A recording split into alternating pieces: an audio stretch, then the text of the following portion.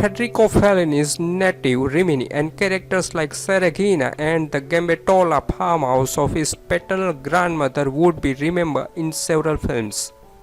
His traveling salesman father Urbano Fellini saw up in La Dolce Vita and Eight and a Half. Viaggio Celebrity Present Top 10 Federico Fellini Films. Number 10. Il Bidone 1955. Aging small-time conman Augusto, who swindles peasants, works with two younger men, Roberto, who wants to become the Italian Johnny Ray, and Bruno, nicknamed Picasso, who has a wife and daughter and want to paint. Augusto avoids the personal entanglements, spending money at clubs seeking the good life. His attitude changes when he runs into his own daughter, whom he rarely sees, and realizes she is now a young woman and in need of his help to continue her studies. His usual partners are away, so he goes in with others to run a swindle, and they aren't forgiving when he claims he is given the money back to their mark. They leave him beaten, robbed and alone. Number 9. Roma 1972. Federico Fellini pays homage to his adopted hometown of Rome through the presentation of a series of vignettes. Many of those vignettes are autobiographical, relating to his own early memories of Rome. From incidents at school, watching a movie at the cinema, a visit to the city when he was 18, at which time he stayed with the Peletta family, attending a provincial theatre performance, and visit to different types of brothels. He provides a view of what it is like for people just arriving to the city for the first time via the highways into the city. During present day, he shows the dichotomy between Rome's rich artistic and religious history against the modernism occurring in different facets. And he celebrates the people, whether they be long-time residents, people who came never to live, or those just passing through. Number 8. Juliet of the Spirits 1965.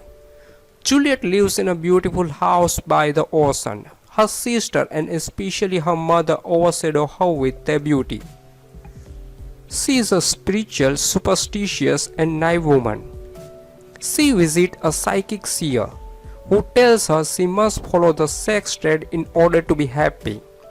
Not long after, she meets her eccentric and sexy neighbor Susie, who by all counts appear to be high-class prostitute and encourage Juliet into sexual acts, which make her guilty and nervous.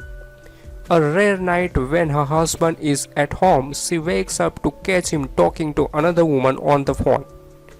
He calls out the name Gabriel while sleeping, but when she questions him, he lies his way out of it. Number 7. And the Ship Sails On 1983.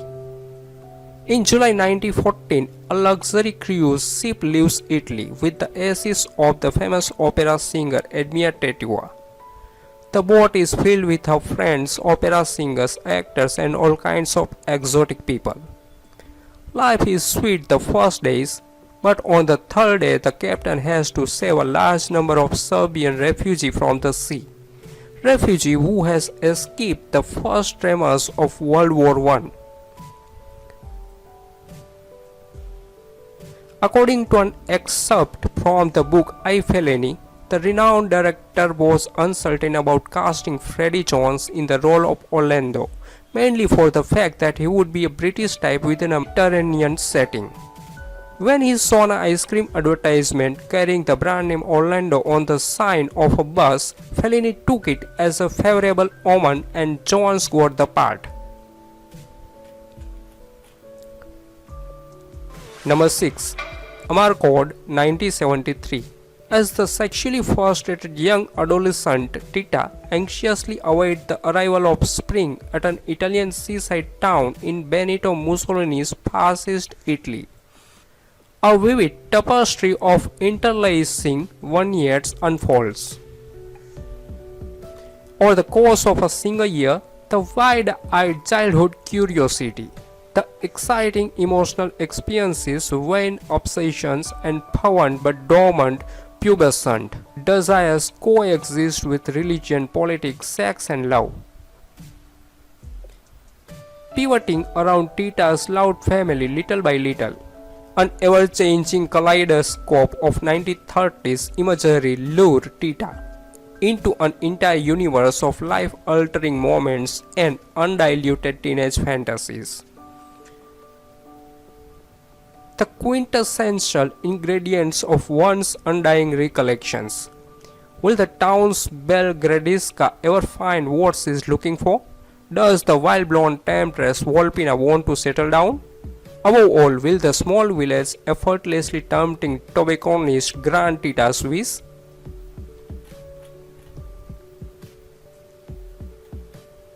Number 5. Knights of Cabria 1957. Practicing the world's oldest profession in the archaeological walk of Rome's Parco di Porta Campana, the trusting and stubbornly optimistic street walker Cabria refuses to lose faith in love. After escaping death by the skin of her teeth, hurt and momentarily disenchanted, Cabria continued to confront life with a mixture of naivety and arrogance. And one. Number 4. Ivieto 1953. Fausto Moretti having seduced Sandra Rubini, the sister of his friend and companion Moraldo Rubini, is forced to marry her. After their honeymoon, he takes a job as a salesman of religious objects in a small shop. He isn't changed by his marriage and still looks for women with his friends when and where they can find them. He even tried to seduce the wife of his boss and is fired. After each episode, Sandra forgives him. He and his friends of similar temperament are content to be idle, chase girls and leave the work and job hunting to others. After spending the night away from home with a girl, Sandra cannot forgive anymore and runs off with their child. Fausto and his friends search all over for them, fearing the worst. Number 3. La Strada 1954. Sad story of a wife Gelsomina who is sold by her mother to Zampano for 10,000 lire and a few kilos of food. Zampano is a traveling showman who exhibits feats of strength by breaking a chain wrapped around his chest. He performs in a village square and then passes the hat for whatever the normally small crowd is prepared to give. He teaches Gelsomina a drum roll as part of his introduction. He doesn't treat her well, and when she tries to run away, he beats her.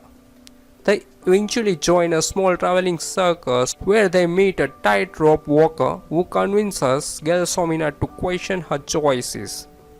Walt Disney expressed serious interest in creating animated feature based on Gelsomina, and there was interest from doll manufacturers and sweet farms to use her name. I could have lived on Gelsomina for 20 years, Fellini said. Number 2. La Dolce Vita 1960.